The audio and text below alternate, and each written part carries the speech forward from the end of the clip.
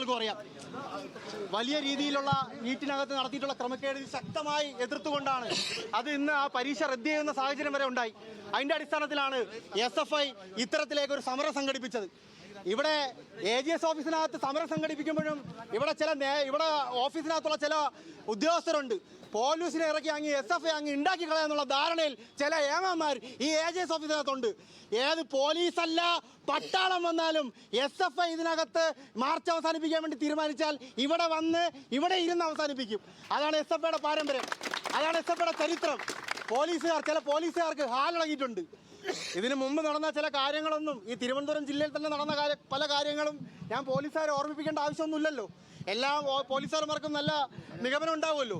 അതിനെതിരെ ശക്തമായ രീതിയിലുള്ള പ്രതിഷേധം സംഘടിപ്പിച്ചുകൊണ്ടാണ് SFI ഈ രൂപത്തിനകത്ത് സമരത്തിലേക്ക് വന്നിട്ടുള്ളത്. ഈ സമരത്തിന്റെ അധ്യക്ഷനായിട്ട് SFIയുടെ തിരുവനന്തപുരം ജില്ലാ കമ്മിറ്റിയുടെ പ്രസിഡന്റായിട്ടുള്ള സഖാവ് വിജയ വിമലിനെ സ്വാഗതം ചെയ്യുന്നു.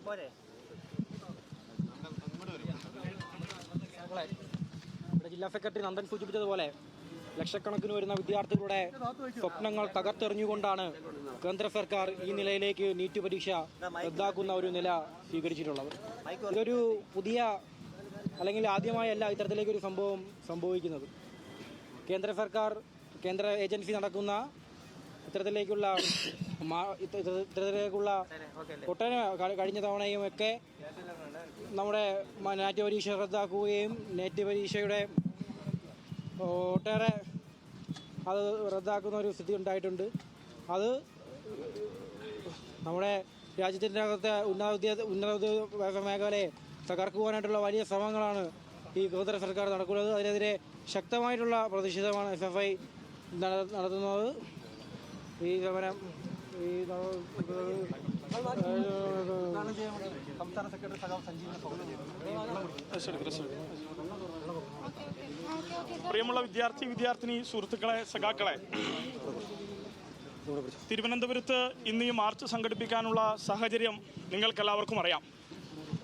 രാജ്യത്ത് ലക്ഷക്കണക്കിന് വിദ്യാർത്ഥികൾ എഴുതിയ പരീക്ഷയാണ് നീറ്റ് പരീക്ഷ.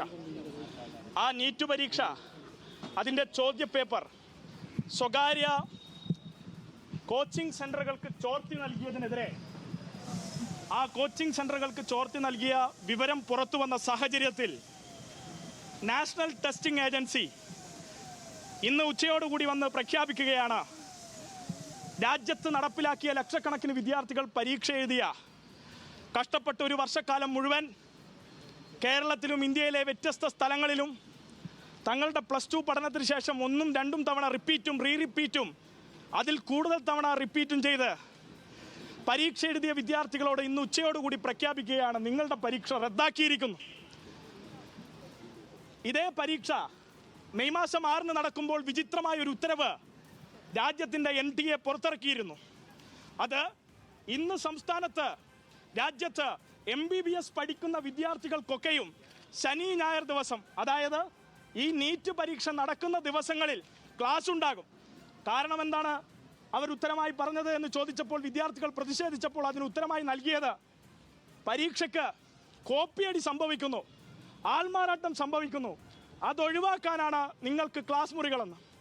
ആ ക്ലാസ്സുകൾ MBBSകാർക്ക് വെച്ചതിനെതിരെ അന്ന് SFI ഉൾപ്പെടെയുള്ള സംഘടനകൾ സമരം നടത്തി.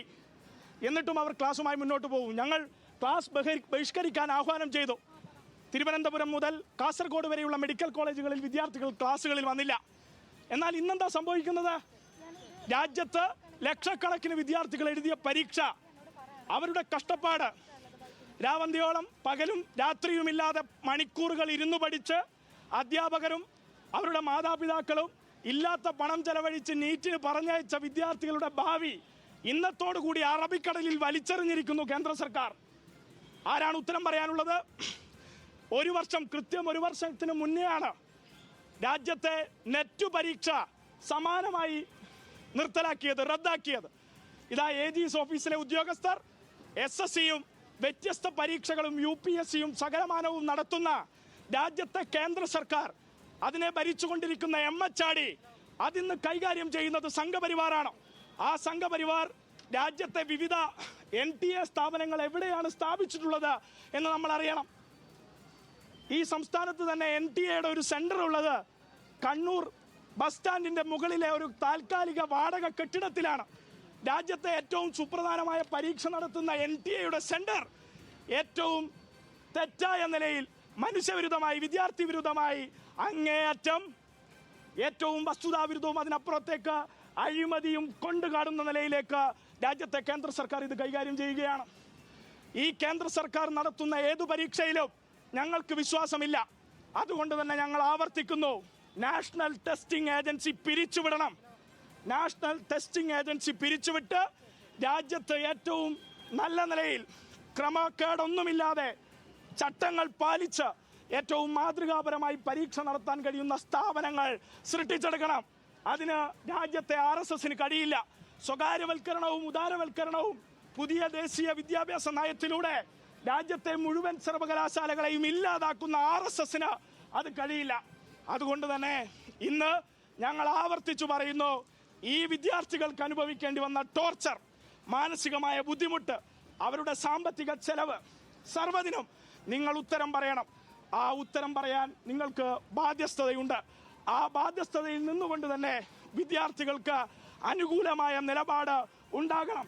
അത് ഏതറ്റം വരെയും സമരം ചെയ്ത് SFI നേടിയെടുക്കും.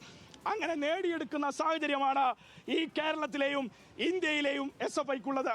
ഒരു കാര്യം ഞങ്ങൾ ആവർത്തിക്കുകയാണ്, യൂണിവേഴ്സിറ്റി കോളേജിൽ നിന്ന് ഇവിടെ AG's ഓഫീസിലേക്ക് മാർച്ച് നടത്തുമ്പോൾ AG'സിന്റെ മുമ്പിൽ നിങ്ങൾ വെച്ച ബാരിക്കേഡ്, ഈ ഗേറ്റ്, ഇവിടെ വന്നിരിക്കാൻ ഞങ്ങൾ നീറ്റ് പരീക്ഷ റദ്ദാക്കിയതിലാണ് ഇപ്പോൾ SFIയുടെ കനത്ത പ്രതിഷേധം. തിരുവനന്തപുരത്ത് ആഷിഖ് റഹ്മാനാണ് വിവരങ്ങൾ പങ്കുവച്ചത്.